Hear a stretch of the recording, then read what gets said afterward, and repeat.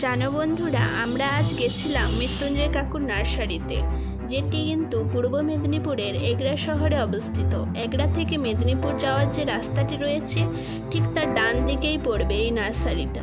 এই নার্সারিতে কাকু নিজে হাতে চারা তৈরি করেন, ফলে এই চারাগুলির গুণমান অত্যন্তই ভালো হয়। সব রকমের চারা পাওয়া যায়। ভিডিওটি সম্পূর্ণ দেখলে তোমরা সহজেই বুঝতে পারবে। এখন যেহেতু নভেম্বর মাস, তাই নার্সারি পুরো সাজো সাজো রব। একে একে আমরা সমস্ত ফুলের গাছ এখানে দেখতে পেয়ে যাব। যেমন ধরুন চন্দ্রমল্লিকা, এদিকে দেখতে পাচ্ছি কিছু জবা রয়েছে এবং এই সাইডটায় কিছু রয়েছে পার্মানেন্ট ফুলের গাছ, যেমন ধরুন অ্যালামুন্ডা, টগর, এইসব।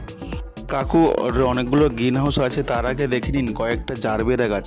এগুলো হচ্ছে হাইব্রিড প্রজাতির জারবেরা। এই ফুলগুলো বড় হয় কিন্তু সংখ্যায় কম হয়। কাকুর এই গ্রিন হাউসটার মধ্যে রয়েছে ছোট ছোট সমস্ত শীতের গাছ। এখানে বীজ ফেলা হয়েছে এবং ছোট ছোট গাছগুলো উঠেছে। আর এদিকের গ্রিন হাউসটায় রয়েছে কিন্তু ক্যাকটাস। তার আগে দেখে নিন বন্ধুরা, এটা রয়েছে একটা হোয়াইট অনন্তলতা।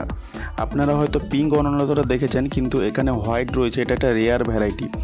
তার সঙ্গে রয়েছে এখানে একটা বুদ্ধজয়। বুদ্ধজয়ের সেন্টটা কিন্তু অসাধারণ বন্ধুরা, আপনারা বাড়িতে এটা কিন্তু লাগিয়ে রাখতে পারেন।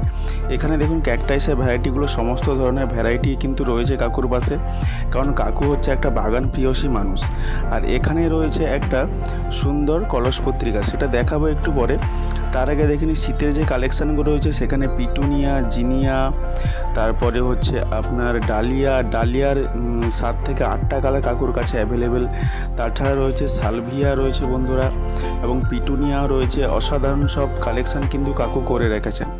আর কাকুর ব্যবহার খুবই ভালো, আপনি যেতে পারেন যে কোনো সময়। এইখানে দেখুন কলসপত্রী গাছটা হচ্ছে, এটা হচ্ছে একটা মাংসাশী গাছ। মানে এখানে কোনো ছোট্ট পতঙ্গ, যেমন ধরুন মাছি বা মশা বসলে ও কিন্তু অটোমেটিক ওটাকে খেয়ে নেয়।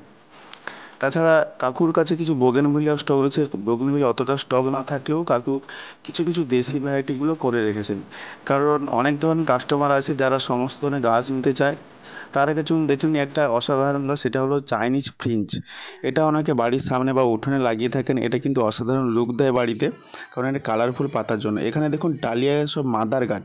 এগুলো অল টাইম কাকুর কাছে প্রিজার্ভ থাকে এই গ্রিন হাউসটার মধ্যে। সেখান থেকেই ছোট ছোট চারা করে কাকু বিক্রি করেন। ফলের গাছের মধ্যে রয়েছে সমস্ত ধরনের জামরুলের থাই ভ্যারাইটি রয়েছে, কাঁঠালের ভ্যারাইটি রয়েছে, আম গাছেরও ভ্যারাইটি রয়েছে, এবং সপেদাও আপনি কাকুর কাছে পেয়ে যাবেন।